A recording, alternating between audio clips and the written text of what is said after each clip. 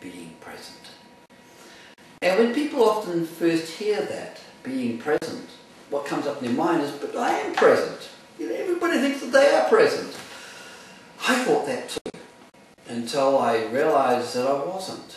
Because where do most people live? They live in their heads.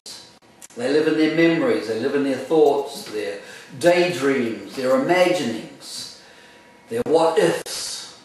And of course this is where fear is created. So actually fear is created in the head. And so people think they're present. In fact, they're not, because we're somewhere else. And an example of that, I remember about 15 years ago, I drove from Wellington to Auckland in New Zealand. That's the equivalent distance between Moscow and St. Petersburg. It took me 8 hours.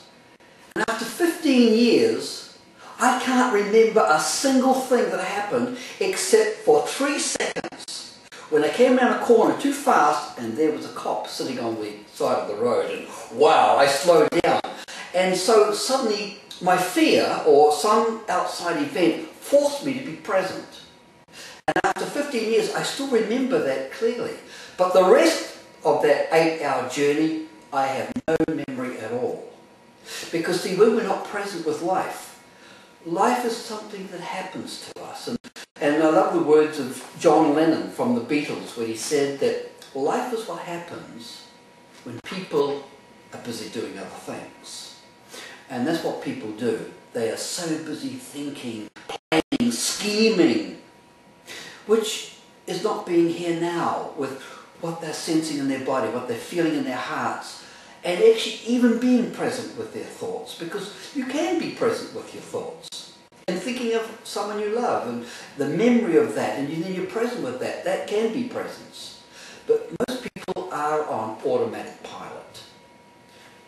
And I jokingly say that the lights are on, but there's nobody at home. Right? People are not present. And I remember the first time I came to Moscow. That was about 20 years ago. And I remember standing in Red Square, which I found is a real power place.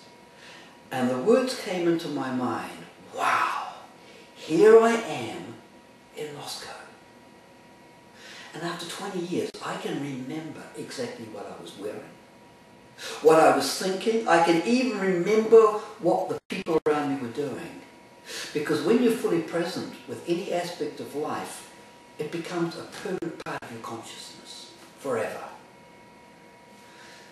And people are not there. In fact, I worked out, based on my own experience, that people are about 2.5% present. And often they're present when something unusual happens. A door slams, or someone gets a fright, that people are forced to come back to being present in those few minutes. But you see, being present isn't difficult. And in actual fact, one of the things I often say at the beginning of many of my workshops is that I have good news and I have bad news. And the good news is that everybody is in a state of integrated perfection. The true part of us is already perfect. We don't have to transform, heal, or improve anything. We have already arrived. We are already that miracle happening inside of us. And the bad news is that no one believes that. That people are still believing that there's something wrong with them. Because what was the first lesson that you and I were taught when we came onto this planet? The very first lesson, that there was something wrong with us. So we spend the rest of our lives trying to prove ourselves worthy enough to be loved, worthy enough to be accepted by others, to entry into heaven, or you name it. But we spend our whole lifetime trying to prove ourselves to be worthy. And you know what? It doesn't work. Because while we have that belief that connects with all feelings of fear and unhappiness, we can never be good enough. Maybe I can read another book, do another workshop, but I'm still coming from that space of not good enough. But when people learn simply to become present with their thoughts, with their emotions, and with their body, that inner miracle starts to come to the surface consciousness. And what would be the benefit of that? Well, I think that happiness, for one thing, would be a huge benefit, because what is everybody looking for? In fact, if you examine your own heart, what really is it that you want? Well, I've discovered there are three things that everybody wants. They want love, they want happiness, and they want freedom. But the problem is that everybody's looking in the wrong place. Where do we go looking for love? We go looking outside ourselves and to other people. Where do we go looking for happiness? Again, outside. Where do we go looking for freedom? We go looking outside. It's almost like saying, can I have permission to be free? Where is it all? It's inside of us. The inner miracle has been there for all eternity.